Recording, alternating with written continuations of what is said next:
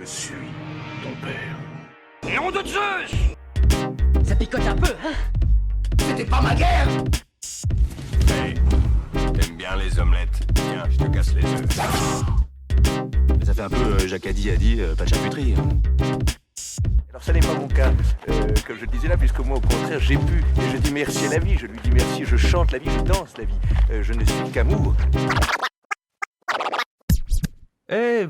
Salut à tous, bienvenue dans ce podcast, ce nouveau podcast qu'on a appelé Canapé Podcast, Canapé Ciné même. Oui, tout à fait. Canapé Ciné. C'est un podcast cinéma où on va recevoir des invités et où on va discuter entre nous sans grande prétention. On va parler d'un film avec des invités qui sont proches de près ou de loin du monde du cinéma. Aujourd'hui, je serai accompagné de Guillaume Cadieux, qui sera mon co-animateur. Salut Guillaume. Bonjour Thomas. Est-ce que tu peux te présenter pour les gens qui ne te connaîtraient pas, Guillaume ? Bah écoute, moi c'est Guillaume. J'ai pas grand chose d'autre à dire parce que je suis ni un professionnel, j'ai pas la prétention d'être qui que ce soit d'ailleurs. Donc voilà, juste Guillaume, ça ira. Ok, et donc avec nous, il y a aujourd'hui Eddie Delpino. Eddie, est-ce que tu vas bien ? Moi, je vais bien. Et je vous souhaite une bonne année. Oui, bonne année, effectivement. Bonne année. Et joyeuse. Voilà. Et Guillaume, tu dis que tu es un amateur, c'est oui, ça ? Un amateur. Oui. Et tu sais que amateur, c'est ce que ça veut dire ? Dis-moi tout. C'est l'art d'aimer. Tout à fait. Voilà, c'est l'art d'aimer. Donc tu es là pour aimer, pour être aimé. Voilà. Pour l'amour. Pour l'amour. L'amour toujours, amour bonjour. Et du coup, Eddie, est-ce que tu pourrais te présenter pour les gens qui ne te connaîtraient peut-être pas ? Eh bien, moi je suis donc Eddie Delpino, comédien, metteur en scène. Et puis je fais différentes choses. Je fais de la musique, voilà. Mais je vis de l'art en fait, de la comédie. D'accord, ok, très bien. Il y a aussi Patrick qui nous écoute. Est-ce que tu peux te présenter pour les gens qui ne te connaîtraient peut-être pas ? Eh bien, je suis Patrick, effectivement. Je vous enregistre actuellement. Je suis donc ingé son et à mes heures aussi comédien. Ok. Et du coup, aujourd'hui, pour commencer, on va parler d'un film que Eddie a choisi. Et Eddie, tu as choisi Volotune et Coucou. Est-ce que tu pourrais nous dire pourquoi ce film et que représente ce film pour toi ? C'est un film qui représente mon adolescence, en fait, de cinéphile. Il y a beaucoup de films que j'aime beaucoup, mais là, Vol au-dessus du coucou, dans ce film, en tant que comédien, par exemple, il y a plein de personnages que j'aurais, là je parle personnellement, que j'aurais envie de jouer, pas seulement le rôle titre, j'irais même jusqu'au rôle féminin. L'infirmière, Miss Ratched. Miss Ratched. Voilà. Et, qui est jouée par Louise, je ne sais plus son nom. Fletcher, voilà, c'est ça.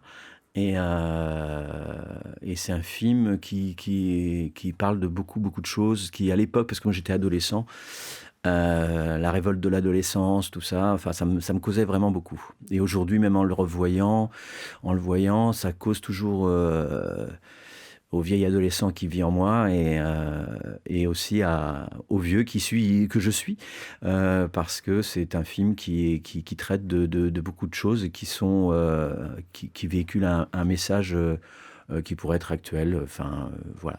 C'est un message assez ouvert. D'accord. Et du coup, c'était quand la première fois que tu l'as découvert et comment tu l'as découvert ce film, justement Alors, la première fois que j'ai découvert, je l'ai découvert sur plusieurs supports. J'ai découvert au cinéma, mais après l'avoir vu plutôt en cassette vidéo, j'ai cassette vidéo, les VHS magnétoscope, ouais. Après l'avoir piraté, après l'avoir loué d'abord, et l'avoir piraté avec des copains. Ça informatique de l'époque, d'accord. On piratait déjà, magnétoscope à magnétoscope. Et j'étais le roi du piratage saucissonné parce que, comme on n'avait pas beaucoup de sous, et que j'en ai toujours pas, on avait des cassettes qui duraient 2 heures, par exemple. Et parfois, on mettait un film, on essayait d'en mettre 2 dessus, mais sur 2 heures, c'est compliqué. Et parfois, donc, comme il restait, on va dire, 30 minutes sur un film, je sais que Vol au-dessus d'un coucou était sur 2 ou 3 cassettes. Donc, oui, je l'ai vu, je l'ai prêté saucissonné. Il fallait le prendre dans l'ordre.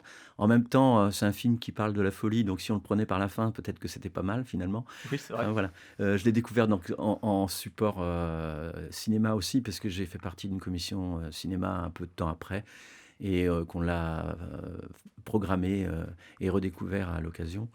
Et puis après, j'ai suivi l'ordre des supports, c'est-à-dire un DVD. Je l'ai revu en DVD, je l'ai vu à la télé, je l'ai revu en Blu-ray, et je ne l'ai pas encore revu en 4K. Pas Mais encore. ça ne serait tardé. Et je savais pas qu'il était sorti en 4K. Et du coup, toi. Alors peut-être pas. Hein. Oui, non, mais c'est possible qu'il soit programmé. Ils refont tout en 4K en ce moment, Ouais. avec des nouveaux étalonnages et tout. Bah, Et celui du Blu-ray est pas mal. Hein. L'étalonnage Ouais. redonne la bonne, enfin l'image, la lumière qui est là est très très chouette. Ouais. Et parce que, comment déjà dans la version que j'avais, en tout cas, c'est vraiment une vieille version. Comment c'était un éclairage très très naturel et très blanc en fait. Ouais. Et du coup, ouais, c'est intéressant du coup parce qu'en ce moment, il revoit vraiment tout l'étalonnage de plein de films. Ouais, c'est ça.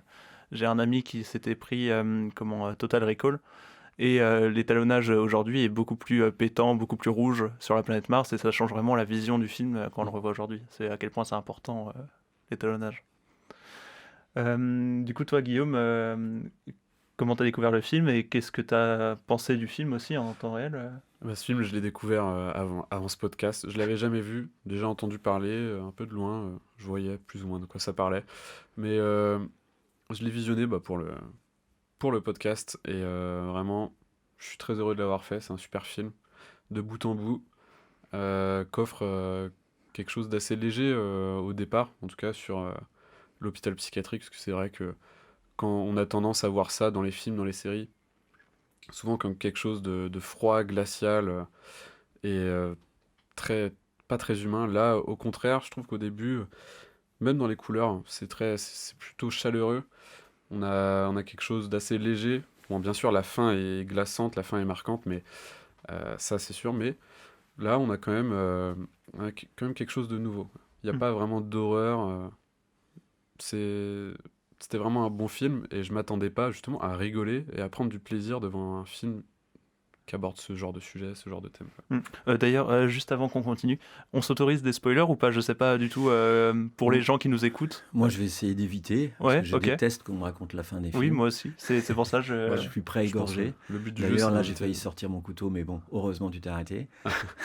Non, on va éviter du coup de spoiler la fin, mais oui, c'est vrai que du coup, Moi, j'aime pas. t'as raison sur ce. Ça vaut la peine d'être vu, donc si il y a encore des gens qui ne l'ont pas vu, je pense qu'il y en a. Allez le visionner maintenant, puis regardez la fin du podcast pour mieux comprendre après. Ou alors, on va pas vous spoiler. Et voilà, Voilà. c'est continuer On n'a pas le droit. de nous écouter. Mais bon, c'est un peu dommage, parce qu'on doit quand même raconter des petites Oui, scènes. à un c'est moment. ça, il y a quand même Mais des ce sera choses, pas compris, c'est pas très révélateur de toute façon. Ouais. Je ferai des bips. Ok. Je mettrai des bips à chaque fois. Ça marche. Un petit drapeau rouge. Ok.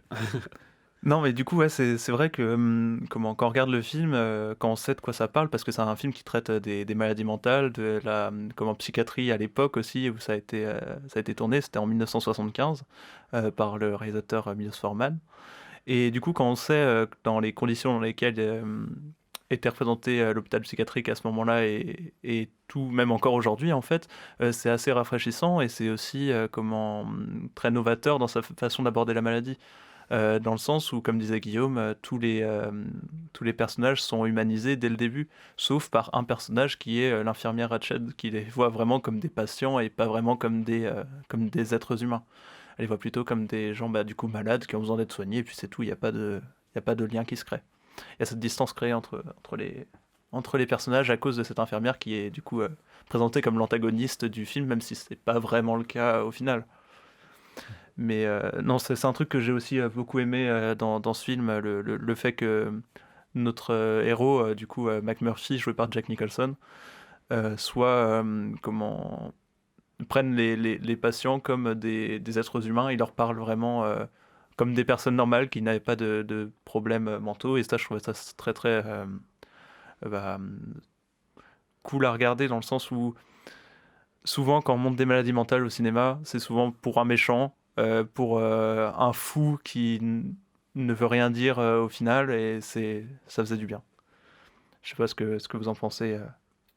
Ouais, c'est vrai. Donc, si je peux me permettre un très léger spoiler, mais très léger. Bah, en fait, simplement, le personnage de McMurphy, lui, n'est pas malade. Il échappe la prison et donc va dans cet hôpital-là, un peu pour échapper à la prison. Donc c'est vrai que son rapport au malade, c'est celui d'une personne extérieure, quelque part. Donc oui, forcément, ça apporte de la fraîcheur, quoi. Ça apporte de la légèreté, dans le sens où oui, il communique avec eux, il les voit comme des personnes normales, et un peu comme ses camarades, quelque part, qui ont un objectif commun, qui reste de s'échapper de cet endroit, quoi, finalement. Ouais, non, il y a vraiment ce côté de McMurphy, du coup, qui arrive dans l'hôpital et qui va un peu chambouler toute la hiérarchie de l'hôpital, et aussi ce qui se passe aussi dans la tête des patients derrière. La routine. Enlever cette routine, justement, en rien qu'avec la scène, justement, du match de baseball. Il y a une scène où comment McMurphy veut regarder la Coupe du Monde de baseball, et Miss Ratched refuse. Et du coup, il va faire semblant de voir le match à la télé pour que les autres aillent autour de lui et l'encouragent pour déstabiliser Miss Ratched. Ils le vivent, oui, ils le vivent complètement. Ils le vivent, ouais. Donc, ils sont à fond dedans. Juste une anecdote sur laquelle sur cette partie-là, si on peut parler d'anecdote par rapport à Jack Nicholson, c'est une scène qui a été improvisée. Enfin, improvisée, elle devait se faire, mais lui, il est toujours comment passionné de ce sport. Enfin, c'était le baseball. C'est ça, le baseball. Ouais. Donc c'est un foot baseball, et c'est lui qui s'est lancé dans l'improvisation, qui a dirigé ça. Je dis ça parce que quand j'ai revu le film il y a peu de temps, en tant que comédien, je me suis dit, j'essaie aussi de voir quelles difficultés dans lesquelles je serais si je devais interpréter ce rôle-là, par exemple. Et c'est cette scène-là qui me semblait la plus difficile à avoir dans le rythme qui est lancé, dans le rythme qui est posé, et notamment textuellement, etc. Je me suis dit, quelle répétition peut y avoir. Et puis j'ai appris en fait que non, c'était un travail d'improvisation, et que lui connaissait parfaitement. Il s'est lancé dans quelque chose qu'il connaissait parfaitement, donc le baseball, et qu'il a mené et écrit en direct cette scène-là, quoi. D'accord. C'est intéressant. Et pour le coup, je reviens sur le travail de préparation en amont, etc. C'est plus et même pour tous, j'aime pas trop le terme, mais une incarnation des personnages, c'est-à-dire que c'est plus les personnages qui sont bien dégrossis, bien travaillés, et c'est au travers des personnages que le film existe aussi, quoi, vraiment, qui sont le vecteur de l'histoire. Et cette séquence de baseball en est une preuve, dans le sens où c'est lui qui mène la barque. En plus, dans le film, c'est lui qui mène la barque, et il y a une histoire de barque et de bateau dans le film. Oui, c'est ça. Là, il fait même mener la barque à d'autres. Enfin voilà, on pourra en reparler tout à l'heure. Oui, on pourra en parler carrément. Mais ouais, non, c'est très intéressant, du coup, ce que tu disais de cette improvisation de Jack Nicholson, et puis du coup, cette préparation aussi derrière, parce que c'est un grand acteur. Et ce que je disais à Guillaume avant, c'est que ce qui est étonnant, c'est que c'est le seul personnage, du coup, qui est présenté comme n'étant pas un malade, pas atteint de troubles mentaux. Et pour autant, c'est un acteur qui a souvent joué ce genre de personnage de fou, par sa tête, par ses expressions, On peut dire qu'il a la gueule de l'emploi aussi. Mais je reviens sur un truc, parce qu'on dit sur la presse, non pas que je veuille contrer totalement, mais dès son arrivée, en fait, on dit pas que c'est pas... On se pose la question. Oui, c'est ça. On ne sait pas si c'est un dingue. Nous, en tant que spectateurs, et puis même, on n'a pas réellement la réponse, parce que j'irai pas jusqu'à la fin, etc. Mais dès qu'il arrive, si on se rappelle de la première scène de son arrivée, il arrive, il est entouré de policiers, et tout son jeu extraverti, et surtout pour cette époque, parce que c'est 75, c'est un des rares comédiens à jouer avec un jeu assez extraverti, où on le voit commencer à faire ses premières armes. Enfin, il en avait fait déjà bien avant, mais ses premières armes de jeu un peu de folie, justement. Et il donne une note de folie, puisque il y a un moment où il embrasse le policier qui lui détache les menottes. Oui. D'ailleurs, on croit que c'est une improvisation, mais Mais en fait, c'est un truc qui était écrit par le scénariste. Ok. Il respecte totalement l'écriture du scénariste, parce que lui-même est Jack Nicholson. Oui. Ok. Il a commencé comme ça Voilà, d'ailleurs c'est ça, voilà. avant d'être comédien. Et en parallèle. Ouais. Donc il a respecté ça, mais il le fait tellement bien que ça donne une note pour nous en tant que public, en tant que spectateur, où on se pose la question quand même, tiens, c'est un dingue, c'est quand même un dingue. Il joue de ça, en fait. Il joue le dingue, ou elle joue pas, on ne sait pas trop. Ouais, En tout cas, c'est un flambeur, c'est un arnaqueur, ça on comprend vite, parce que il y a justement cette histoire de parallèle avec la prison, parce que c'est un prisonnier qui a fait des 400 coups, qui est accusé de viol. Alors ça fait frémir, mais Comment il en parle surtout. oui, voilà, c'est ça. Comment il s'en défend quelque part. Ouais, il s'en défend, et c'est quelque chose qui est dans le bouquin un peu plus dit et décrit. C'est des histoires aussi de loi de l'époque où je sais plus, je crois que c'était c'était à 21 ans, jusqu'à 21 ans, l'âge de la majorité. Enfin, on va pas justifier le truc, c'est qu'il est accusé de vol, de viol. Sur mineur, le viol d'ailleurs. Viol sur mineur. Et ouais, parce qu'elle était quand même. Oui, c'est ça. Mais justement, dans le film, il dit elle avait 15 ans, elle m'a dit qu'elle avait 18 et qu'elle allait sur ses 35. Oui, c'est ça. C'est un truc qui m'avait fait rire, mais en même temps, c'était un peu glaçant. Oui. Et ça glace, mais ça met le personnage en porte-à-faux, justement, et par rapport à la folie. On peut pas totalement affirmer non plus. Il a un côté naturel avec les gens. Il ne montre pas lui son regard sur des fous. Ça devient tout de suite des potes, Oui, c'est des ça. gens avec qui il faut s'associer, une équipe, une team. Et il le crée très vite, et il voit tout de suite un ennemi en face de Miss Ratched, l'infirmière. L'autorité en fait. Et puis en face de tout, parce que même il y a une séquence aussi où il est avec le directeur de l'hôpital psychiatrique, qui est donc le psychiatre, et qui est aussi un vrai psychiatre, et qui est aussi le vrai psychiatre de cet hôpital, parce qu'il faut savoir que ce film est tourné dans un vrai hôpital psychiatrique. Oui, ça j'avais vu ça. Et c'est le directeur de cet hôpital qui joue son propre rôle. Ah, je savais pas du tout ça par contre. Mais il joue bien. Du coup, et pour le coup, il est bien, il joue bien, ou il est bien dirigé. c'est ça. Miloš Forman, mais parce qu'en fait, Miloš Forman, il a l'habitude de jouer avec des gens qui ne sont pas acteurs depuis Prague, depuis son pays, puisqu'il a fait des films avec des non-acteurs, et il en a pris pas mal dans le film. D'accord. Okay. Voilà. Et d'ailleurs, les figurants qui sont des vrais patients. Des vrais patients, ouais. Donc ils jouent vraiment bien, mais qui jouent pas du tout. D'ailleurs, l'équipe dormait, une partie de l'équipe dormait dans cet hôpital. Et les acteurs, à la toute fin du film, parfois ne quittaient pas l'hôpital, dormaient avec leur chambre, leur propre chambre, quoi.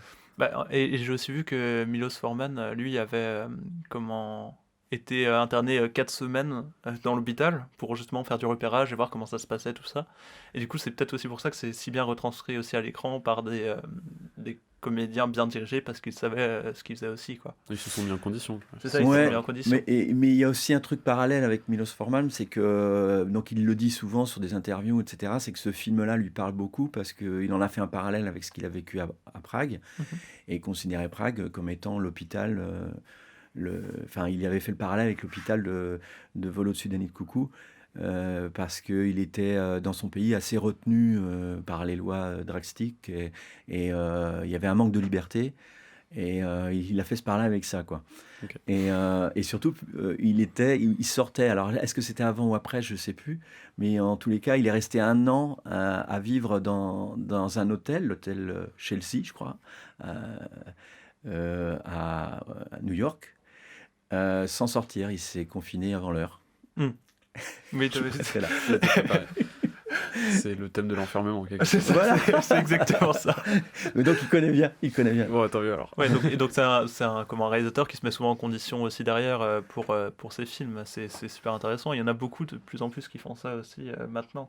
Mais je sais pas si à l'époque justement il y avait beaucoup de réalisateurs qui faisaient ce genre de manœuvre, justement d'aller dans les lieux où il devait tourner quelques mois à l'avance, mais longtemps, pour se mettre en condition. Mais c'est aussi des formes de réalisateurs qui cherchaient, avant de tourner, le sujet qu'ils souhaitaient tourner. Donc c'est un luxe qui se fait de moins en moins aujourd'hui parce qu'il y a beaucoup plus de commandes. Oui. On propose plus, tiens, tu vas tourner ça, enfin j'exagère, mais c'est presque ça. Tandis que là, c'est quand même un luxe de se dire, bah, j'attends. Lui, il a attendu facile un an avant il a fait un premier film aux États-Unis, puis ce qui a été un bid, je crois, et il a attendu une bonne année avant de retrouver un sujet qui l'intéressait ou qu'on le recontacte aussi. Mais Vol au-dessus d'un coucou, c'est un sujet qui l'a intéressé. Et il a mis 10 ans avant de le recevoir. Ça, c'est une autre anecdote. Alors qu'on lui avait déjà envoyé 10 ans avant ce sujet-là quand il était à Prague. Parce qu'en fait, Vol au-dessus d'un coucou, qui est donc un film de Ken Kesey qui a été écrit en 1964, ce livre a été retenu par Kirk Douglas, qui a joué l'adaptation théâtrale dans les années 60, et il a acheté aussi les droits pour en faire un film après. Et lors d'un festival où il a été invité à Prague, il a rencontré et vu les premiers films de Milos Forman, et il s'est dit, celui-là, j'ai envie qu'il réalise un film, et notamment Vol au-dessus d'un coucou. Ils se sont rencontrés, il en a parlé. Milos Forman était très enchanté de rencontrer une star américaine et qui s'intéresse à son travail. Et il lui a dit, je vais t'envoyer le livre. Et on se rappelle, quoi. Sauf que Milos Forman n'a jamais reçu le livre de Kirk Douglas. D'accord. Parce qu'à l'époque, tout était censuré. Enfin, la poste, c'est pas... Voilà. Il n'y avait pas de mail non plus. Enfin, voilà. Et les téléphones, c'était un peu compliqué de s'appeler à cette époque-là. Et donc, d'un côté, Milos Forman se dit que de la gueule, en parlant de Kirk Douglas, et de l'autre côté, Kirk Douglas s'est dit de la même chose que c'est que ce branleur, en gros, quoi. Et ils se sont jamais retrouvés 10 ans plus tard. Les droits étaient toujours là. Je vais essayer de la faire vite. Kirk Douglas, qui avait toujours cette intention de faire le film, devenait trop vieux pour le personnage. Et puis l'interprétation aurait été un peu différente de celle de Jack Nicholson, quoique ça aurait pu être intéressant. Il était très jeune en plus, Jack Nicholson. Ouais. Et puis pour l'instant, en fait, ce qui s'est passé, c'est que Michael Douglas plus un autre, je ne sais plus lequel, ils se sont lancés ils ont créé une boîte de production de films. D'accord. Kirk Douglas a voulu aider là-dedans, et puis fait quand même le papa de Michael Douglas, et il lui a dit j'ai les droits d'auteur j'ai les droits pas d'auteur, mais j'ai acheté les droits de ce film-là. Et ils se sont dit on va monter ce film-là. Et Michael Douglas, qui avait eu vent vu des films de Milos Forman, lui envoie le film sans savoir lui envoie le livre sans savoir que son père avait déjà fait ça 10 ans avant. Et Milos Forman reçoit le truc, le lit, il dit putain, j'ai envie de le faire. Et donc voilà, les choses se sont bouclées de cette manière-là. Ouais, donc c'est un truc qui était un peu prédestiné à faire sans le savoir. C'est un petit concours de circonstances, mais au final, ça nous mène à un truc de malade, quoi. Ouais. Voilà, dans tous les sens du terme. Ouais, non, oui. C'est pareil pour Jack Nicholson. Ça devait pas être lui. Ils ont pensé à lui assez rapidement, puis il n'était pas disponible. Ensuite, il y a eu d'autres acteurs. Alors, je ne sais plus lesquels. Je me souviens d'un nom, c'est James Caan, mais je ne sais pas qui c'est. Oui, James Caan. Alors James Caan, c'est dans Le Parrain, un des fils qui est donc dans Le Parrain, il y a Al Pacino, les fils de Brando, quoi. Ils ont même pensé à Brando. Ils ont envoyé à Brando qui n'a pas répondu. Okay. Et donc dans James Caan, c'est un des fils. D'accord. Le frisé qui joue aussi dans Misery. Qui est l'écrivain Misery. Ok, c'est l'adaptation de Stephen King du film. Comment s'appelle la comédienne Oui, qui a été oscarisée pour ça. Oui, c'est ça, mais ce film est fou. C'est marrant parce que quand elle aurait pu très bien faire une Miss Ratched. Exactement, c'est ce que j'allais dire justement. Pensé aussi, Mais c'est comment la comédienne dès qu'on la voit avec sa bonhomie, on a l'impression qu'elle est super gentille et tout, mais très vite quelque chose de bizarre. Et j'avais beaucoup aimé du coup ce film. D'ailleurs, c'est une résonance avec cette Miss Ratched quand on la voit arriver, Miss Ratched, pour revenir à ce personnage-là, Louise Fletcher. qui... Enfin, on l'a... Peut-être pas au début, peut-être pas quand j'avais 14 ans, mais là, en la revoyant après, elle dégage quelque chose de bien même. Elle est plutôt jolie. On se dit, Oui, complètement. et très vite, ce côté un peu joli, un peu lisse, appuie plus la froideur et puis sa force. Surtout son regard. Il y a une personnalité très forte dans le regard. Une scène, notamment, où on le sent vraiment, c'est cette emprise qu'elle a. C'est la première scène où donc McMurphy va dans la cour et il rencontre le chef. Il essaye de le faire jouer au basket. Et pendant qu'ils font ça, on la voit qui les regarde depuis une fenêtre. C'est presque une vision d'horreur, quoi, parce qu'elle est là, plantée, un regard très froid, perçant, elle les surveille constamment, quoi. Comme si c'était sa cible aussi, parce que c'est McMurphy directement, quoi. Puis voilà, ils sont tout de suite dans cette relation d'ennemis. Ils sont ennemis dès le départ, parce qu'elle sent que lui, il simule un peu et qu'il va foutre le bordel. Et lui, il sent qu'elle est là, pour les surveiller, les fliquer, quoi. Et il aime pas ça, donc...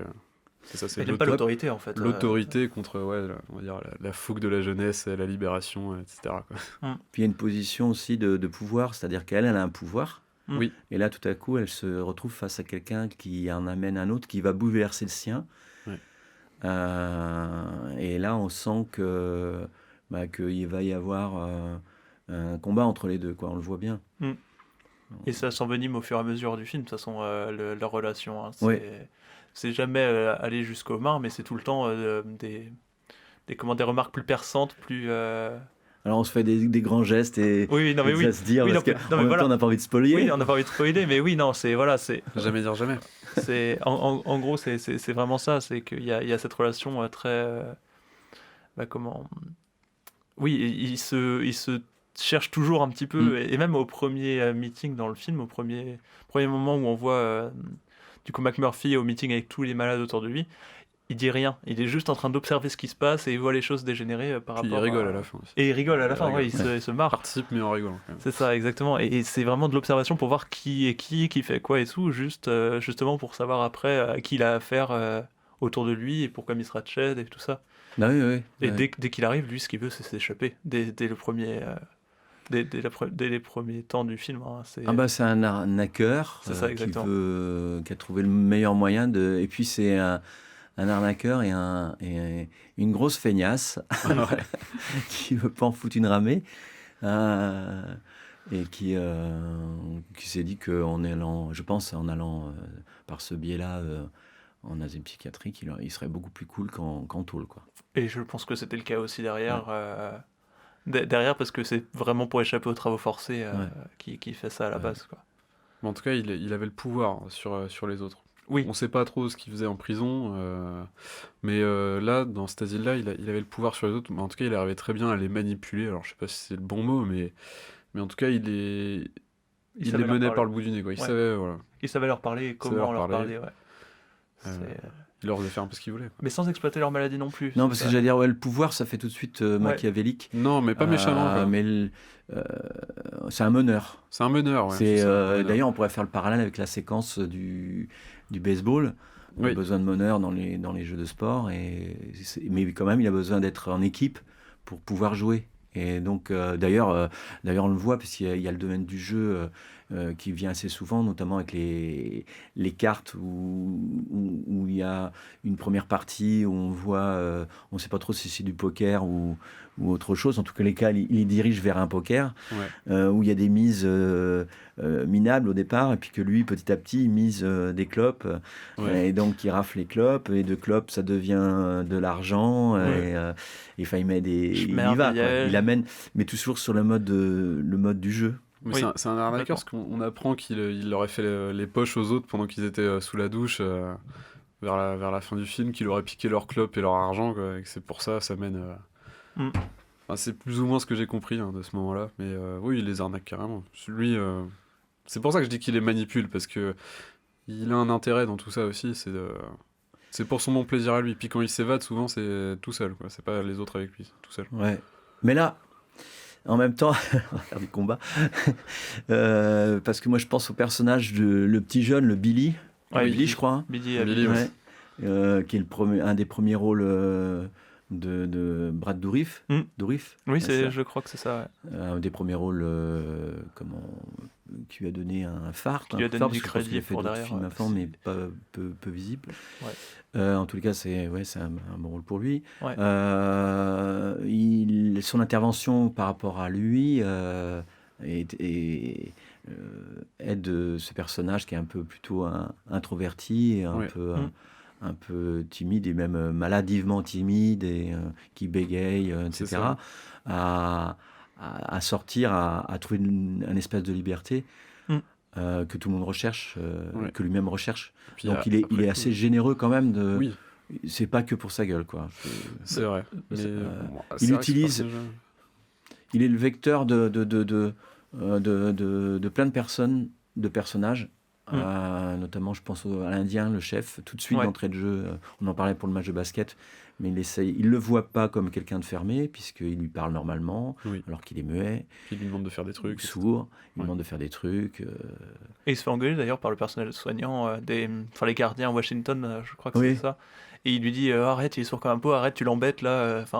Et en fait, tout le monde, dès qu'il parle à quelqu'un, ils ont l'impression qu'il va pour l'embêter, juste pour faire son intéressant, en fait, mais au final, il y a vraiment un truc derrière. Oui, puis c'est un électron libre. C'est ça, exactement. C'est un électron libre, et puis qui bouleverse les règles, les habitudes des gens, du personnel. Tout à coup, il est capable de mettre un doigt dans, je sais pas, une tasse de café. Je dis un exemple qui n'est pas dans le film, bien sûr, mais juste pour rigoler, quoi. Rien qu'avec les cartes avec lesquelles il fait jouer les gens aussi, hein, il ramène aussi un peu de la perversion derrière. Des gens qui sont... Tout est blanc et lui il ramène ses cartes un petit peu pornographiques. Voilà. Et je trouve ça très drôle justement quand il les montre pendant l'entretien, qui détermine s'il est malade ou pas. Il montre, il fait, est-ce que vous avez son numéro Son adresse. Est-ce que vous avez son adresse? C'est ça. C'est ce qui crée aussi le rythme du film. C'est-à-dire que c'est des moments pas attendus, et c'est un rythme qui est accepté par le réalisateur et qui est aussi proposé par l'acteur principal, Nicholson. C'est un rythme, on parlait de burlesque tout à l'heure, c'est presque burlesque,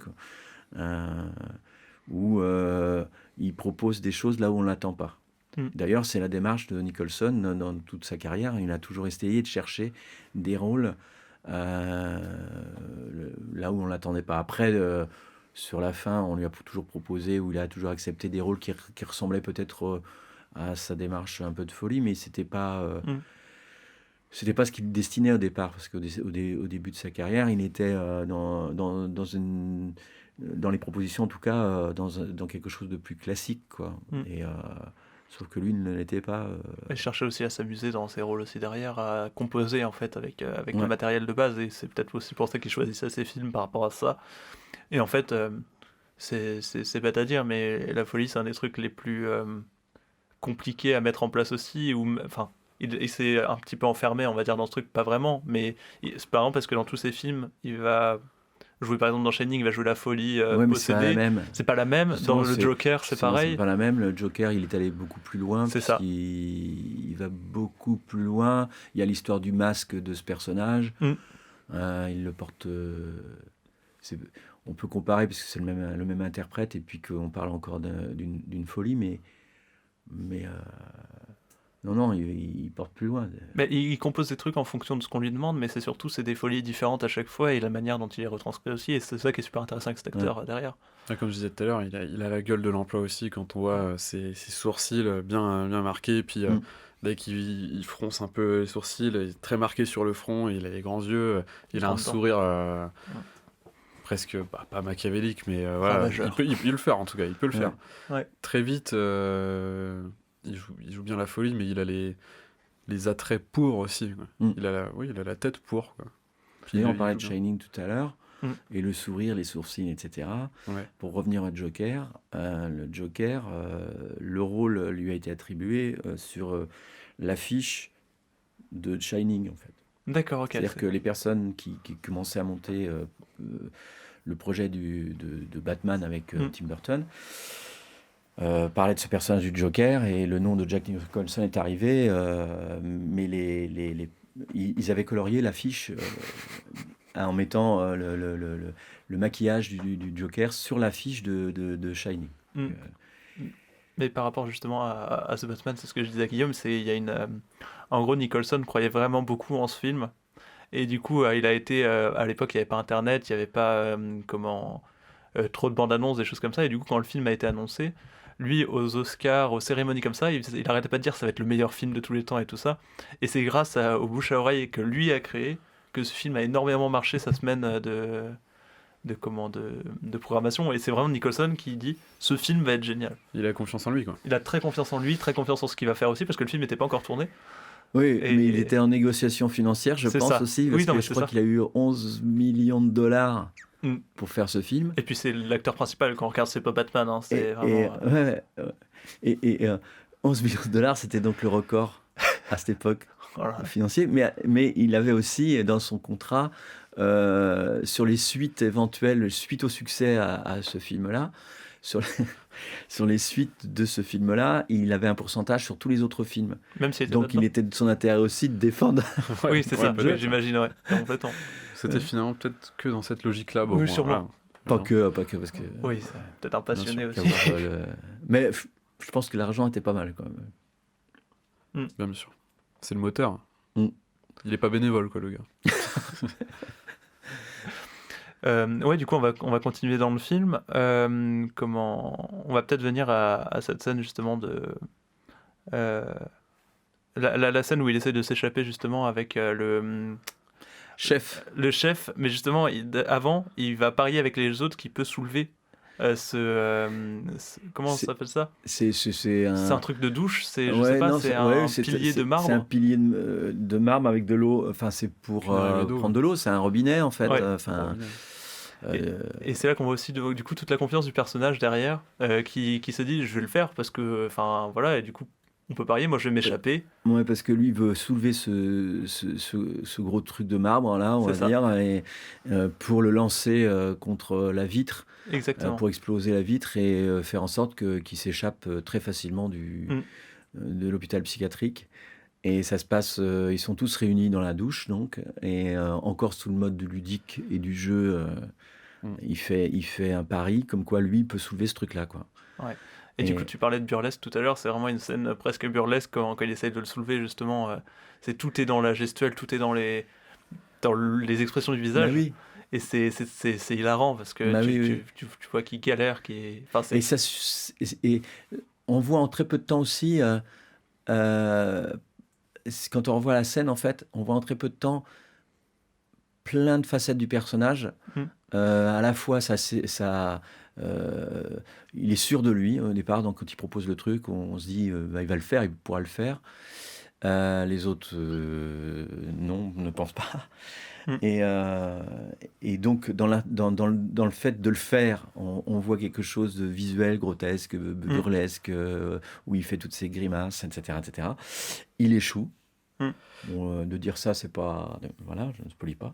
Mais il échoue. Mais il y a un petit moment, au moment où il se barre, où il quitte, on voit un relâchement physique de presque non-jeu, j'allais dire, où on voit presque un désespoir. Je ne sais pas si il faut le revoir, mais où ce qu'il dit à ce moment-là, je sais pas si on peut dire ce qu'il dit, ouais. C'est assez simple en fait. Il est assez.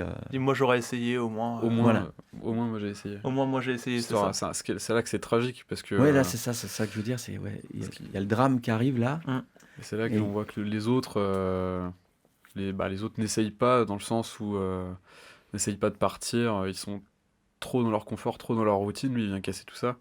Mais c'est des gens qui ont intégré, qui ont accepté le fait d'être là toute leur vie, toute leur existence, et puis voilà, qui ne remettent jamais en question ce qui leur arrive. Complètement. Et ce petit moment, il est hyper important, en fait, c'est presque le résumé de tout le film. Ouais, oui. Où on visite, c'est presque le résumé de tout, c'est-à-dire son arrivée un peu... et ce final où il dit d'une certaine manière, et un peu sans son côté grand guignol. C'est dramatique, c'est un petit moment dramatique, rapide. Mais ça résume beaucoup du coup tout ce qui va se passer, tout ce qui se passe en fait dans le film. C'est un peu aussi ce truc du fusil de Tchekhov derrière. Enfin, C'est une. Tu vas trop loin, Thomas. Non, tu peux pas j'irai tout dire, pas. ok.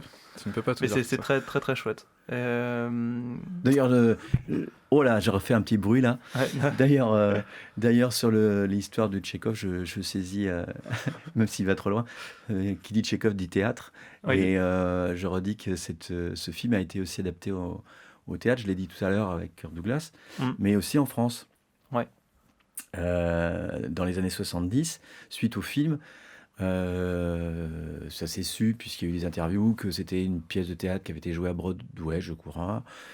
Et puis il y a quelqu'un qui l'a adapté en France et ça a été joué par un acteur français, Creton. Creton, je ne sais plus son prénom, Michel Creton, qui a joué en reprenant le rôle joué par Jack Nicholson. Ça a été un énorme succès en France. Michel Creton, pour les personnes qui ne le connaissent pas, c'est celui qui a lancé le premier bip bip dans le film de Les Bronzés font du ski. Les Bronzés, le premier, Les Bronzés. Les Bronzés. C'est simplement les bronzés, ouais, c'est ça. Les Bronzés. Voilà. Les origines du mal. Et donc, c'est Michel Creton qui a joué ce rôle. Et c'est aussi le dernier rôle interprété, et là c'est le grand écart, par Bernard Tapie. Vous pouvez rire. Oui, il a joué Vol au-dessus des nids de coucou. Ouais, moi j'ai des anecdotes pour après, mais je me rends compte qu'elles sont toutes ultra nulles par rapport à ce qu'on a là. par Bernard Tapie. Ouais, déjà. Ça, je m'étais dit, mais j'ai des trucs de malade, mais pas du tout. Mais vas-y. On va bientôt y arriver. Ok. On va juste repasser sur cette scène un petit peu comique et en même temps très, très libératrice du film où ils sont sur le bateau. Ouais. C'est cette scène où du coup le personnage de Nicholson vole un bus avec tous les passagers dedans pour les emmener faire du bateau en se faisant passer pour des docteurs, et du coup justement là encore il humanise les personnes atteintes en leur disant il y a le docteur là, et il y a le docteur Martini, il dit les noms des personnages mais avec le mot docteur devant. Ce qui colle pas du tout à leur tête. Ce qui colle pas du tout à leur tête, mais c'est très drôle et c'est très bien amené. Et toute cette scène, du coup, où il leur apprend à pêcher, tout ça pour aller tirer son coup dans la cabine en attendant qu'il pêche. Et du coup, il donne des responsabilités aux personnes. Et ça, je trouvais ça très très intéressant. D'ailleurs, j'ai une anecdote sur cette scène, on peut la dire maintenant, tant qu'on en parle. C'est peut-être la même aussi. Ce qui est marrant avec cette scène, c'est que elle a pris 1 semaine à être tournée. À la fin du tournage du film, en fait, le film est tourné dans l'ordre du scénario, sauf cette scène qu'ils ont fait à la fin. Et pendant 1 semaine, tout le monde avait le mal de mer, sauf Jack Nicholson, qui lui n'avait pas le mal de mer du tout, il était très à l'aise. Mais tous les autres, quand on voit leur tête, en revoyant le film, je pense que ça pourrait être un peu plus marquant. Ils l'ont mal, parce que c'est pas en studio, c'est vraiment sur le bateau. Voilà, donc... Ouais. Et le tournage en mer, c'est ce que je voulais dire, autre anecdote qui vient en renfort de la tienne. Okay. Le personnage qui est là pour louer le bateau, c'est juste pour refaire un parallèle avec les acteurs et les non-acteurs. Lui, c'est vraiment son boulot. C'est le gars du coin qui fait vraiment ça là-bas, quoi. Ouais, et c'est vraiment le lieu, l'endroit, son vrai bateau. Et les échanges qu'il a avec Nicholson à ce moment-là ne sont pas du tout... il n'était au courant de rien. Okay. C'est-à-dire que la scène telle qu'on la voit, il ne savait pas, elle n'a pas été lue, elle n'a pas été... D'ailleurs, à ce propos, le scénario n'était pas donné aux acteurs, à tous les acteurs. Ils découvraient les scènes jour par jour. Comme ça allait dans l'ordre, c'était plus facile aussi. Ouais. Et donc, ils interprétaient ce qu'on leur disait de jouer. Après, il y avait sûrement des briefings, j'en sais rien. C'est intéressant. Pas sur place, mais en tous les cas, ils ne savaient pas...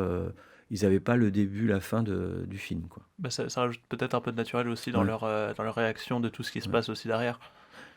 Là, il y a un film qui est sorti récemment, je crois que c'est My Son, je crois. C'est avec James McAvoy.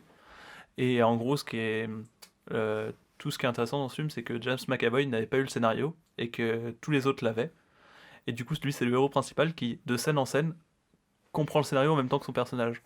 Et du coup, j'ai pas encore vu, mais j'ai vu des extraits du film et ça a l'air vraiment... ses réactions sont beaucoup plus extraverties que ça aurait été normalement, et je trouve ça très très intéressant comme type de jeu. Je sais pas si toi, ça t'intéresserait, ce genre de d'exercice, parce que c'est un exercice en fait. Alors, moi, ça m'intéresserait, ouais. Ça m'intéresserait, mais ça m'intéresse aussi parce que je l'essaye par ailleurs sur des petites choses qu'on fait. Et Patrick a été présent sur certains exercices, sur des courts-métrages qu'on réalise. Moi, notamment, quelque chose que j'ai commencé il y a 6 ans, on en parlait tout à l'heure. Je sais où je vais et souvent, aux grandes dames de la technique et des acteurs, je leur propose pas, je leur dis pas, je leur raconte la veille du tournage, ce qui va être fait. Mais je garde ça. Alors après, on va me dire, mais non, mais t'as rien écrit, mais je te montrerai, je te prouverai par A plus B que j'ai tout écrit. Si, c'est écrit. C'est un petit bout de papier qui tient dans ta poche. Ouais, c'est ça, exactement. mais j'essaye de faire ça, ouais, de mon côté. Non, je trouve ça très très intéressant comme manière de faire les choses. C'est avec une production moindre, hein. C'est pas la même production. Non, c'est sûr. Non, mais enfin. C'est la même optique derrière, ouais. Mais je trouve ça très marche à toutes les échelles. C'est ça, il faut se le dire aussi, ça marche à toutes les échelles, tout le monde peut faire ça.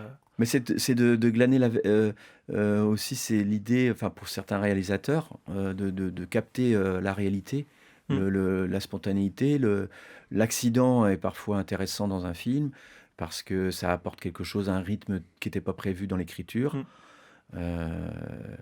Et puis là, par exemple, c'est un film, on va appeler ça s'appelle un film choral, oui. Parce que c'est un film d'équipe. Les gens sont là pratiquement en permanence sur l'écran. Bon, là, c'est un film. C'est surtout au théâtre, par exemple, au théâtre, les personnages sont tout le temps là, donc spectacle choral.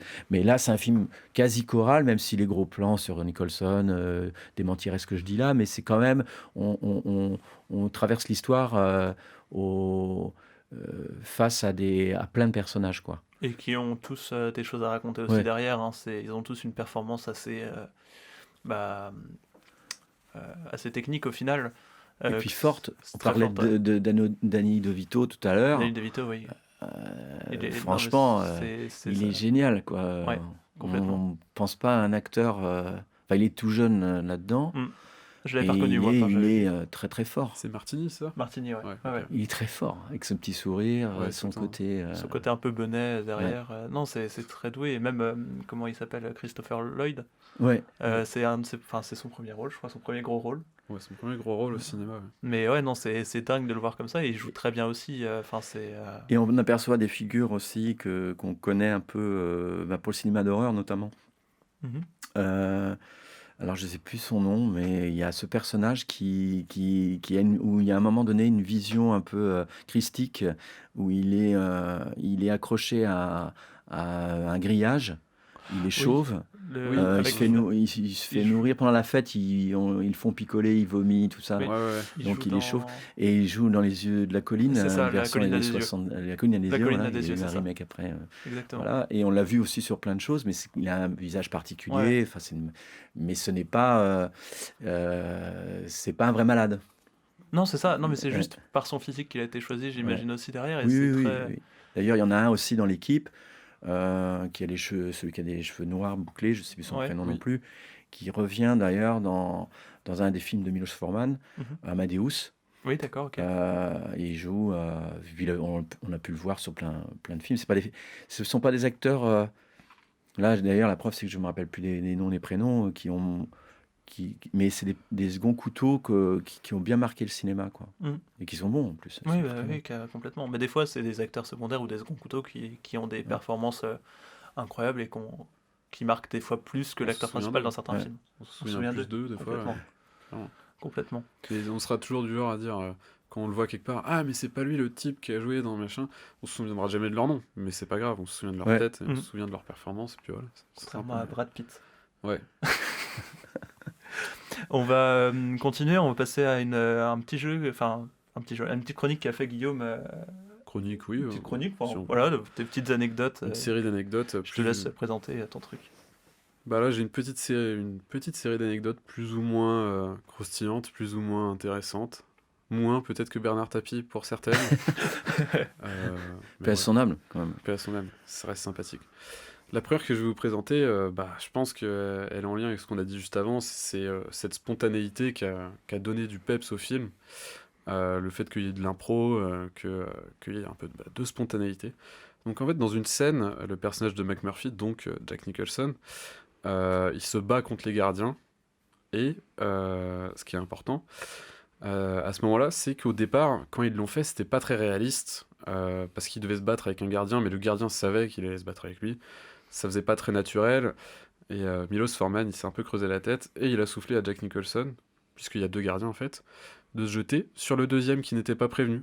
Et donc, quand ils se battent pour de vrai, et Jack Nicholson se prend des vrais steaks, quoi. Il se prend des vraies patates, parce que le gars, ça l'a pas mal énervé pour de vrai.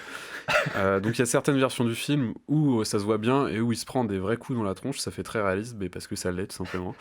Et que voilà, il n'était pas prévenu. Donc, voilà. Dans certaines versions du film, on le voit en tout cas. J'ai remarqué d'ailleurs en revoyant le film que c'était cette époque où il n'y avait pas encore trop de bruitage quand il donnait des coups de poing. C'était pas des... Oui, non. C'était tout juste...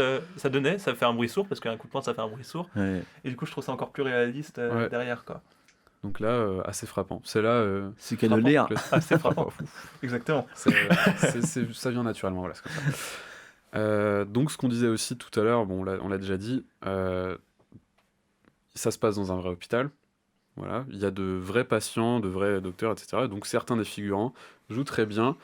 Ce sont tout simplement de vrais patients. Et ce qui a mené à quelques petits problèmes, notamment un, parce qu'il y a encore un technicien qui a mal fait son boulot, évidemment, qui a oublié de...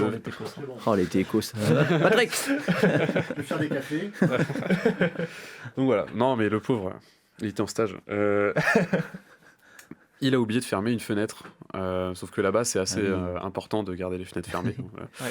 Et donc il y a un petit patient, un vrai patient, qui s'est blessé parce qu'en tentant de s'échapper, il est tombé, il s'est blessé en bas. Et ça a immédiatement été repris par la presse locale, qui n'a pas manqué le coup. Ça a fait un micro-scandale, voilà, parce que c'est un peu de la presse à scandale, les États-Unis, et qui ont titré, en gros titre, première de couverture, première page, tombé d'un nid de coucou. Voilà. Oh, donc, pas mal. C'est pas mal. Un petit jeu de mots sympathique. Ça régale. Surtout pour les lecteurs de l'Oregon, qui était de l'État de l'Oregon, qui devaient trouver ça marrant. Mais voilà, un blessé sur le tournage, mais un blessé, un vrai patient. Un vrai patient, ouais. Donc c'est vrai que ça peut être problématique. Ça doit être un peu mal. Bon, il n'est pas tombé de 3 étages non plus, mais il est tombé quand même, il s'est fait mal. Voilà. Okay. Tu parles de coucou, mais alors c'est le titre original? Oui. Il n'y a pas un titre en anglais? Le titre en anglais, c'est le même, ouais. C'est One Flew Over a Cuckoo's Nest. Ce qui est d'ailleurs sympa, petite anecdote sur le titre, parce que j'en ai une en mémoire. Donc coucou en anglais, ça se dit cuckoo. Et c'est ça. C'est écrit pareil. Ça s'écrit C-U-C-K-O-O. Voilà. Et donc c'est un mot qui désigne le coucou, l'oiseau, mais qui désigne aussi dans l'argot quelqu'un de dérangé, quelqu'un de fou un peu. Voilà. Donc ça vient. Nous en français on dira pas d'un fou que c'est un coucou, mais voilà. T'as un vrai coucou, mec. Voilà, super. D'ailleurs, pour souligner ça, il y a un dessin animé où il y a ce jeu de mots là. C'est le coucou, c'est un coucou rouge, jaune. Non, oui, c'est ça, rouge, bleu. Vous vous souvenez pas de ce dessin animé là? Peut-être que c'est pas Woody Woodpecker. Woody Woodpecker. Woody C'est pas un Woodpecker, coucou lui. Si, c'est un pivert. Ah, c'est un pivert. Raté. Bon, raté. Bon, allez, on annule tout. Allez, au revoir. Il nous a pris pour des gros gamins. C'est pas. Alors, c'est Woody Woodpecker. je vais faire le décompte des anecdotes. Donc, Guillaume 1 et 10 0. Voilà, hop, merci. Il a Bernard Tapie quand même dans son portfolio. Moi, je l'ai pas. Voilà, mais j'en ai d'autres. Et Michel Creton, quand même. Notamment. Celui-là, on s'en souviendra. Kirk Douglas. Important aussi. Petite anecdote capillaire assez sympathique. Là, on a la jaquette du film. On voit Jack Nicholson avec son fameux bonnet.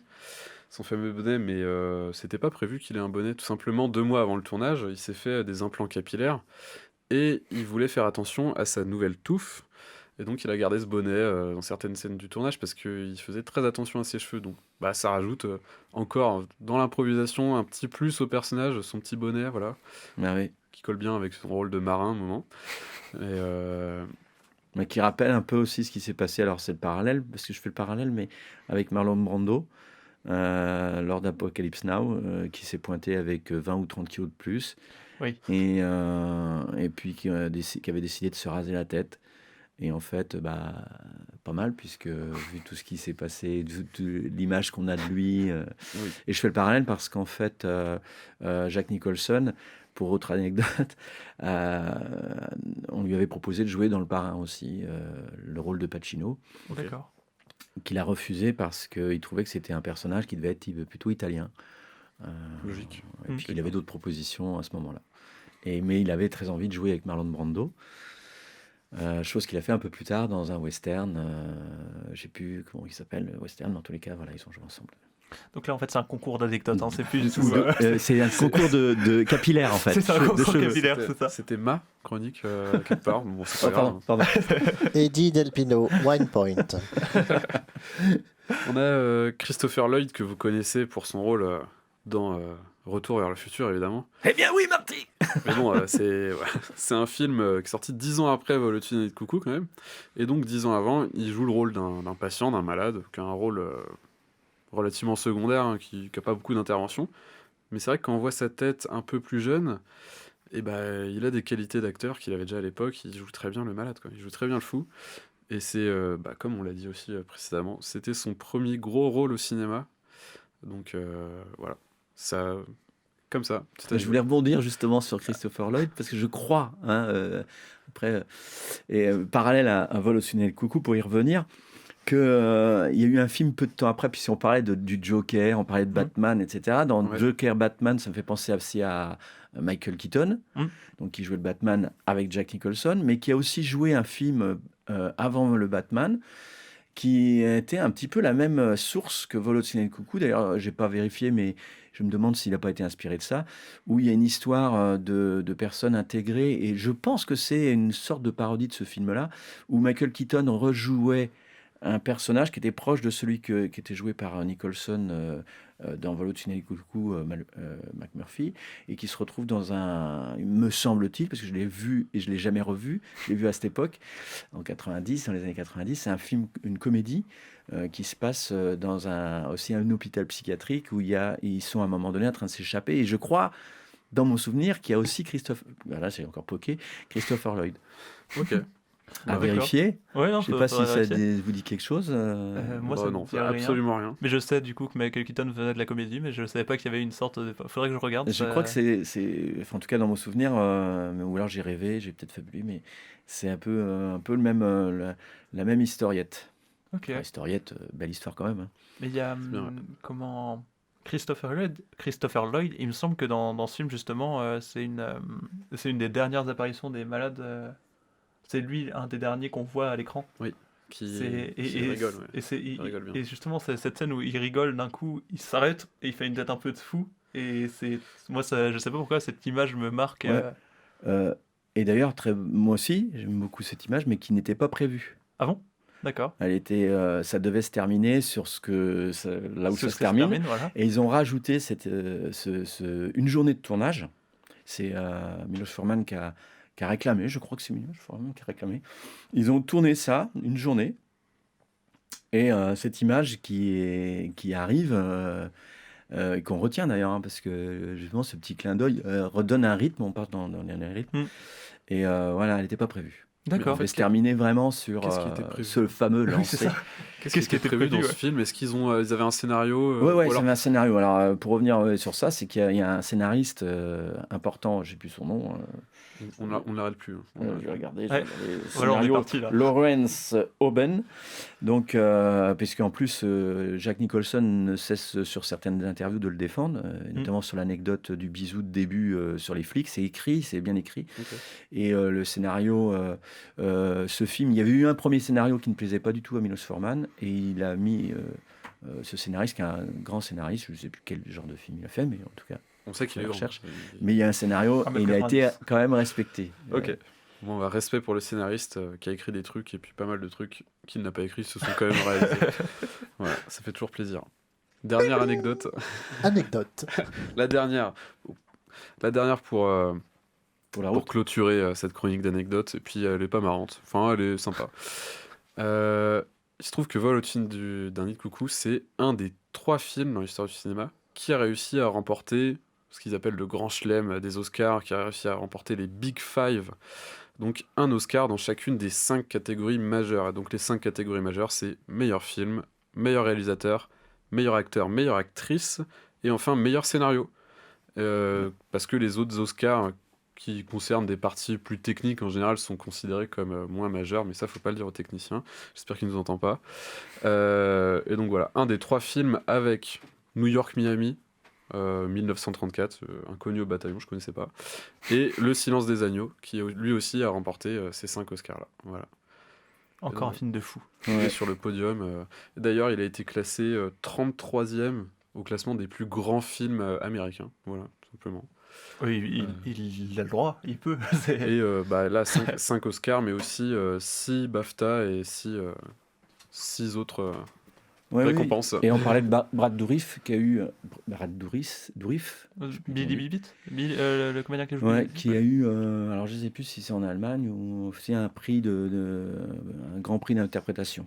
D'accord. Mais en fait, moi, je l'ai revu, ce comédien, dans Le Seigneur des Anneaux, et je ne l'avais pas reconnu du tout.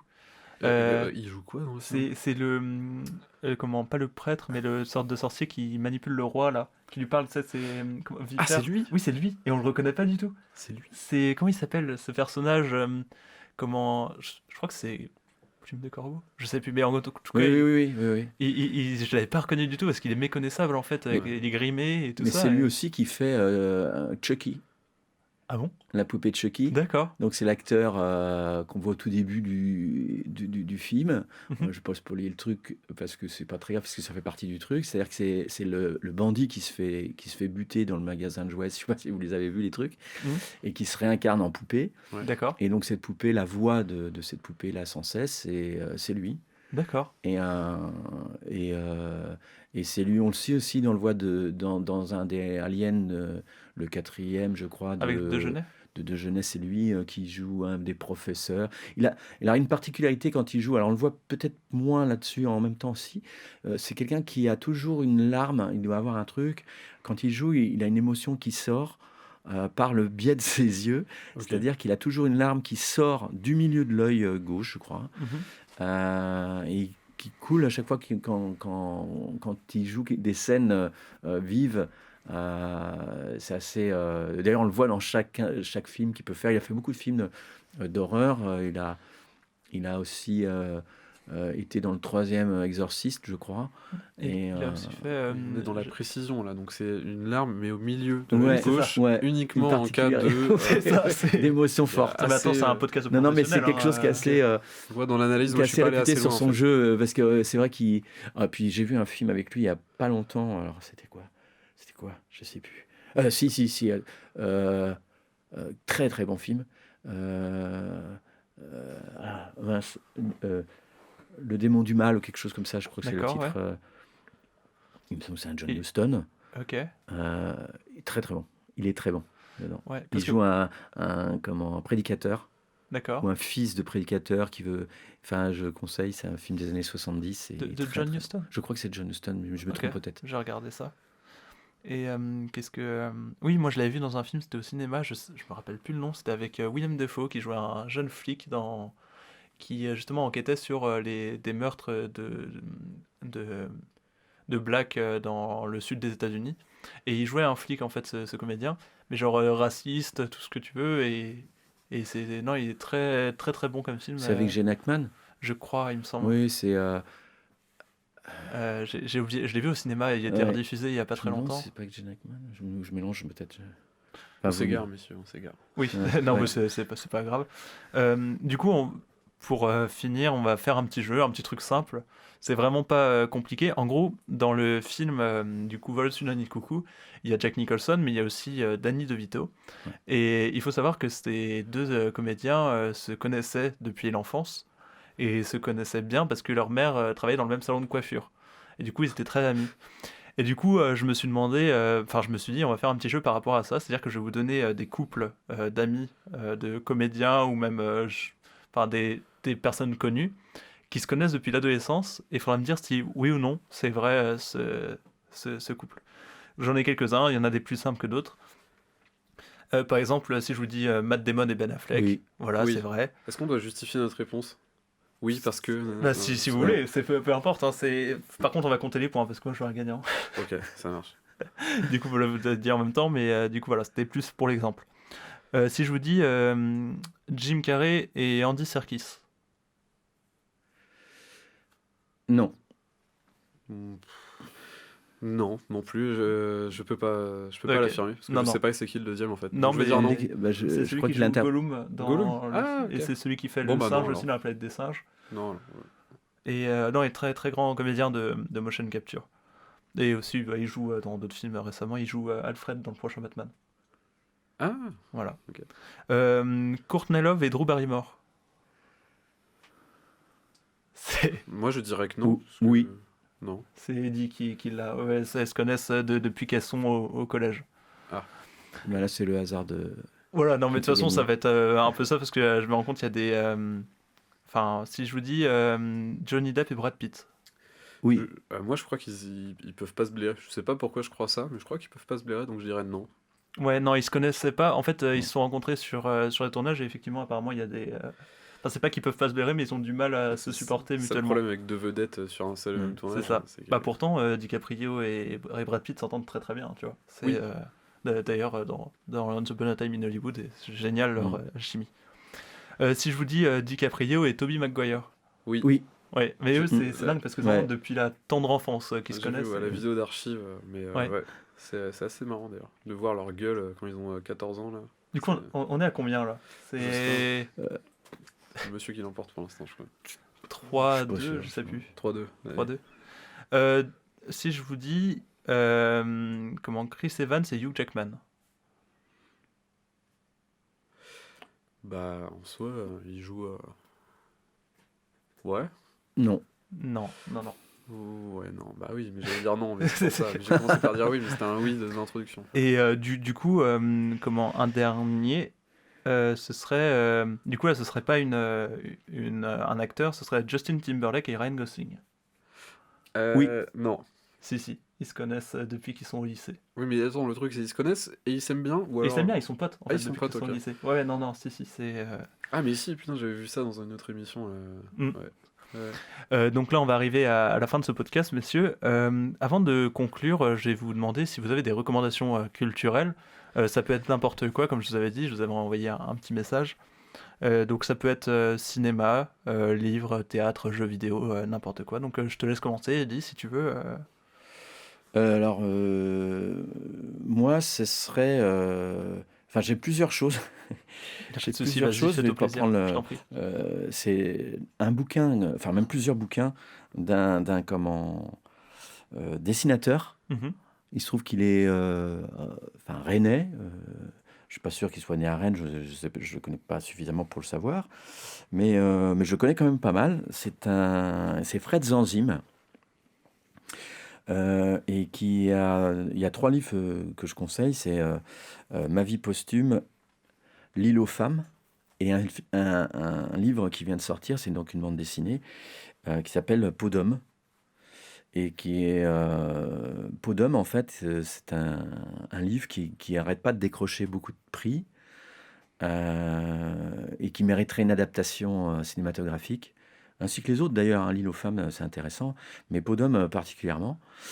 Donc moi je me disais cette idée-là, et je pense qu'il y a des personnes qui ont dû approcher Fred Zanzim pour faire cette adaptation. Donc c'est une idée qui va m'être volée malheureusement. Et est-ce que tu pourrais nous faire un court résumé vite fait de ce que ça parle, ou même de l'auteur, que ça donne un peu une idée aux Alors, auditeurs? C'est pareil, pour faire le résumé de ça, c'est... j'ai pas envie de spoiler le truc. Non, c'est-à-dire c'est que, juste juste, juste comment... Il y a une... À chaque fois dans ce que je ressens, moi, de ce que je vois, alors peut-être que si Fred Zanzim entend ça, va faire des bons, mais il y a une particularité, c'est à chaque fois il dévoile l'amour qu'il a pour les femmes dans ses films, dans ses bouquins, et il y a aussi, c'est des sujets qui sont assez forts, notamment pour Peau d'homme, c'est une femme... Je voudrais pas tout dévoiler parce que, Non, non, mais en tous les cas, il y a une histoire par rapport au titre, c'est qu'elle se coud une peau d'homme pour pouvoir vivre la vie d'un homme Ok. au mieux, et puis les avantages, etc. Mais j'en dirai pas plus parce qu'il y a beaucoup de choses dedans. C'est cool. À savoir aussi que le scénariste, parce que ça, il y a les dessinateurs bossent avec les scénaristes, malheureusement est décédé. Il n'a pas pu voir, je crois, que ce livre faisait un énorme succès. Il fait vraiment un énorme succès. D'accord, ok. Mais il ne faut pas que ce livre, par contre, camoufle les autres. Je pense il faudrait qu'il ouvre l'intérêt aux autres, qui sont vachement intéressants aussi. L'île aux femmes, Ma vie posthume, et puis il y en a d'autres avant aussi. Mais bon, je ne connais pas toute la vie. Ok. Moi, je les ai notés pour regarder ça. Voilà. Et puis, sinon, je voulais parler aussi du Vas-y. Hein. de Tavernier, qui nous a quittés lui aussi. Ouais. Et il y a quelque chose que je regarde petit à petit, sans je voudrais tout bouffer. Ouais.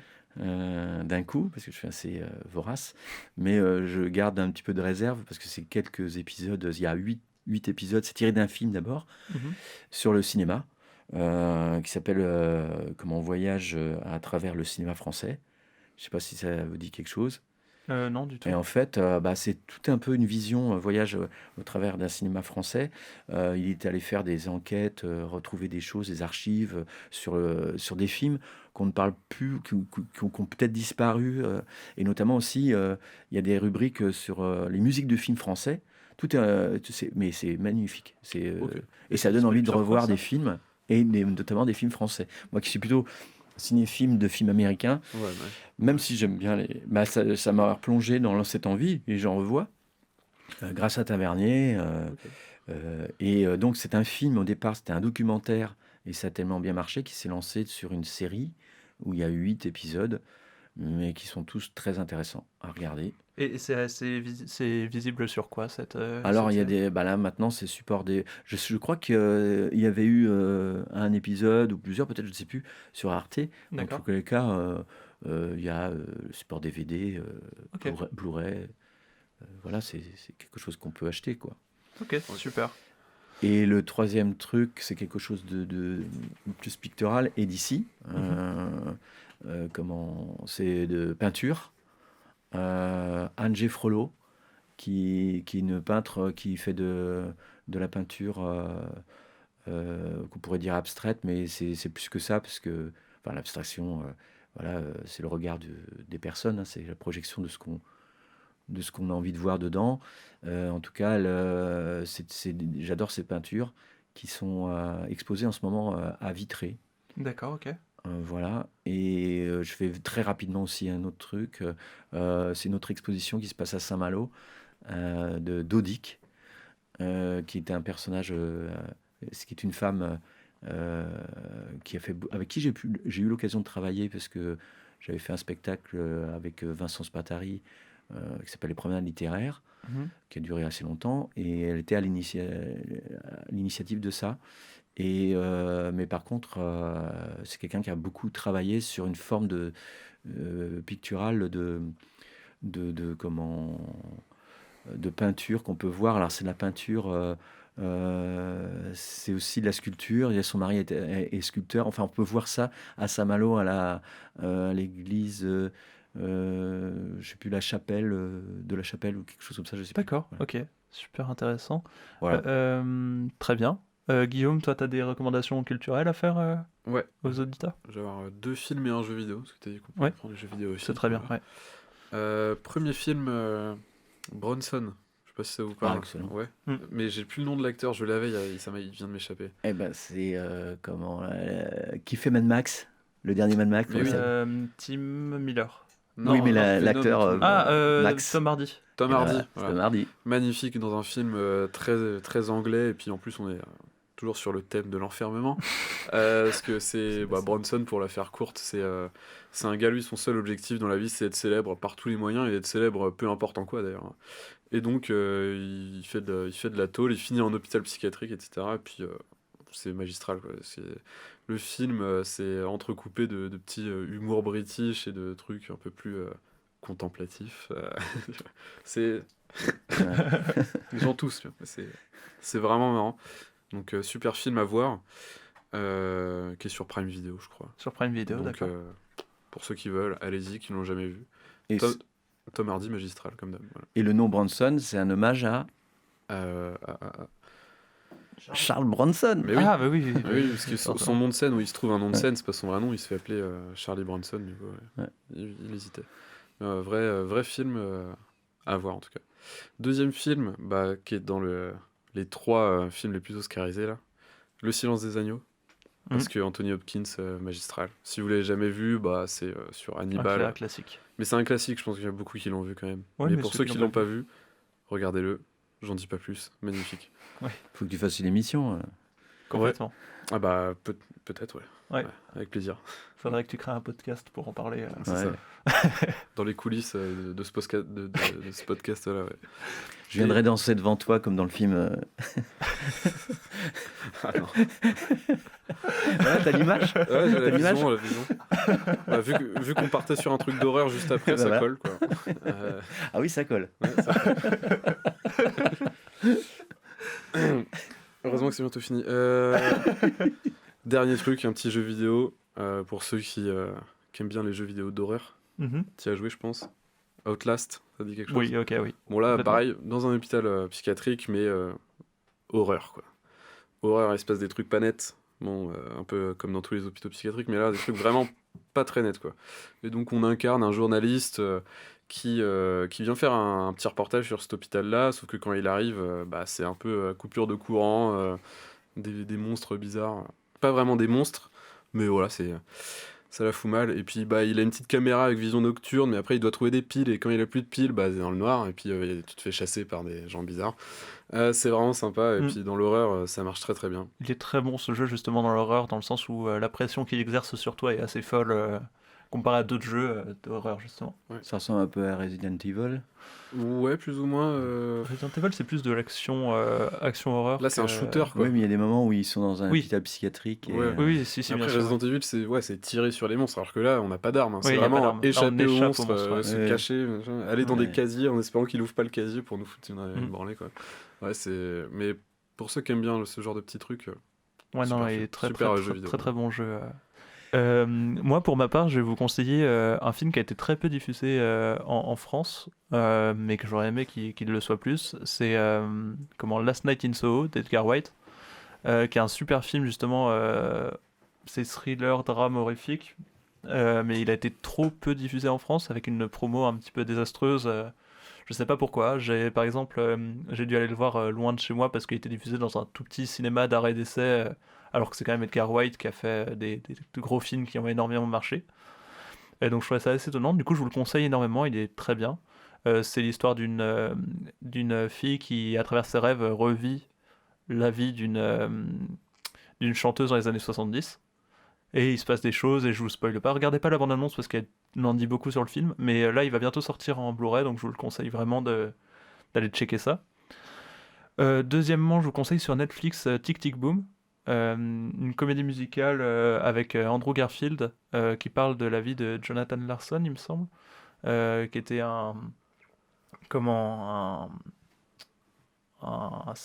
Enfin, il écrivait des comédies musicales et son rêve c'était d'aller à Broadway, et du coup il y est resté longtemps grâce à Tic Tic Boom, et du coup ce film retrace sa vie et le spectacle Tic Tic Boom en même temps, donc très très cool. Et pour moi ça sera bon comme recommandation. Avant qu'on termine, Eddie, oui. J'en avais une autre. Ah, vas-y, que j'avais dis. oubliée, mais très Dis-nous. vite. Je l'ai amené d'ailleurs. The Wicker Man. D'accord, ouais. Wicker Man, j'ai encore poké. The Wicker Man, je conseille vraiment. Et je conseille aussi la bande musicale qui accompagne Ok. qui est sortie, et qui est fabuleuse, et qui va avec le film, et le film va avec la bande musicale. Et c'est un film, on parlait du Seigneur des Anneaux, c'est ça, hein, tout à l'heure. Justement, il y a Christopher Lee qui joue dedans. D'accord, ok. Et c'est ce qui a inspiré aussi ce film. Alors, ça y est, le nom va m'échapper, est-ce qu'il est annoncé? Enfin, inspiré de loin. Il y a eu des remakes d'ailleurs, il y a eu un remake de Wicker Man par le réalisateur lui-même a fait une sorte de suite remake que je n'ai pas vu, j'aimerais bien voir. Et sinon, il y a eu un remake dans les années 90, me semble-t-il, avec mince, ça va m'échapper, cet acteur qui tourne sans arrêt maintenant pour payer ses problèmes d'impôts, mais qui est un bon acteur et en même temps qui fait des nanars aussi. Mais quand il joue dans les nanars, il n'est pas comme Bruce Willis qui joue Nicolas Cage. Nicolas Cage, voilà. Oui, bah oui, Donc Nicolas Cage, il y a un remake avec Nicolas Cage. Et c'est le coup des impôts, ça veut dire ah mais oui, voilà, tu vois, heureusement que je meuble pour que tu puisses m'aider. J'adore Nicolas Cage. moi, Et donc je l'ai pas vu non plus par Nicolas Cage. Non, j'avais Florent Pagny, moi, sinon, sur les impôts. Et donc, franchement, je conseille ce film qui a été aussi, qui a inspiré un film qui a eu la Palme d'Or il y a 4 ans, je crois, 3-4 ans. Et c'est pareil, le nom va m'échapper. C'est donc sur l'affiche, c'est une jeune fille, c'est un film suédois, je crois. Peut-être. Ouais. Et elle a des fleurs dans les cheveux et c'est autour d'une secte. Oui, c'est Midsommar. Voilà, oui. et Midsommar s'est inspiré très fortement de ce film. D'accord, ok. Donc il faut voir l'original. Je n'ai pas encore vu, je vais le voir très bientôt. Oh, mais ça m'intéresse, je vais le regarder, je donc, pense. ça, je dès que j'ai le conseille temps, là. fortement. Voilà. Très bien. Ok. Sur ce... Bah oui, et du coup, avant juste qu'on termine, une dernière petite chose. Eddie, où est-ce qu'on peut te retrouver en ce moment? Quelles sont tes actus Alors, je prépare un solo qui s'appelle, et donc je suis un peu en parallèle avec Volationnel Coucou, qui s'appelle, et vous allez comprendre pourquoi, qui s'appelle donc c'est une histoire d'animaux aussi, Les larmes de crocodile. Et c'est un solo un peu difficile pour moi en ce moment de travailler. J'en chie ma race.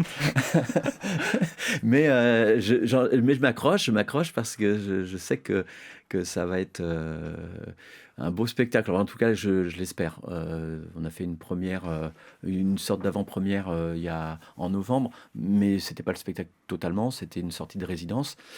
Et c'est un solo qui traite d'un personnage, de quelque chose qui est très actuel au niveau du nom, mais c'est très vaste. Je joue un pervers narcissique. D'accord, ok. Qui se raconte, en fait. Enfin, qui se raconte. C'est l'inverse. C'est écrit donc par Éric Leclerc, mis en scène par Mika et la compagnie Les Clémences.